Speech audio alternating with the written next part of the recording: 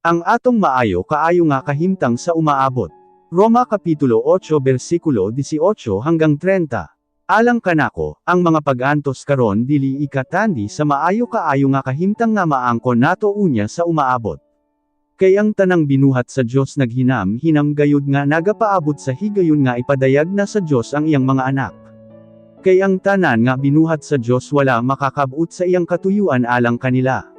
Nahitabo kini dili tungod sa ilang kaugalingong kabubuton kondili tungod kay mao kini ang pagbuot sa Dios. Apan may paglaom pa, kay muabot ang adlaw nga ang mga binuhat sa Dios maluwas gikan sa pagkamadunuton ug mahimutang sa nindot kaayo nga kagawasan sa mga anak sa Dios. Nasayran nato nga hangtod karon ang tanan nga binuhat sa Dios nagaagulo sa kasakit sama sa babayi nga mga nakay. Bisan kita nga nakaduwat sa Espiritu Santo nga mao ang una nga gasa sa Dios nagaagulo usab sa kasakit samtang nagapaabot kita sa adlaw nga ang atong mga lawas bag-uhon sa Dios ug mahingpit ang atong katungod isip iyang mga anak. Naluwas na kita og nagapaabot na lang nga mahingpit kini nga kaluwasan.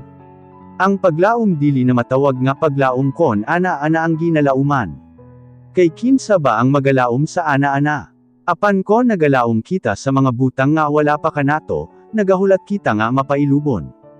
Ug tungod kay maluya kita, ang Espiritu Santo nagatabang kanato. Dili kita kahibalo kon unse gayud ang angay nato nga iampo, mao nga ang Espiritu Santo nagahangyo sa Dios alang kanato uban sa mga pag-agulo nga dili malitok. Ug tungod kay nasayod ang Dios kon unsa ang sulod sa kasing-kasing sa tawo, nasayod usab siya sa hunahuna sa Espiritu Santo. Kay ang Espiritu Santo nagahangyo sa Dios alang sa iyang mga anak, sumala sa kabubuton sa Dios. Nasayod kita nga ang tanang panghitabogi na buhat sa Dios alang sa kaayuhan sa mga nagahigugma kanya nga iyang mga pinili sumala sa iyang katuyuan. Kay sukad pa kaniadto, nasayran na sa Dios kon kinsa ang iyang mahimong mga anak.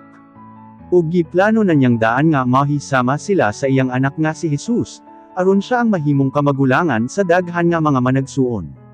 Busa ang mga tawo nga gipili na niyang daan iyang gitawag nga mahimong iyang mga anak, ug ang mga tawo nga iyang gitawag, iya usab nga gipakamatarong, ug ang iyang gipakamatarong, iya usab nga gipasidunggan.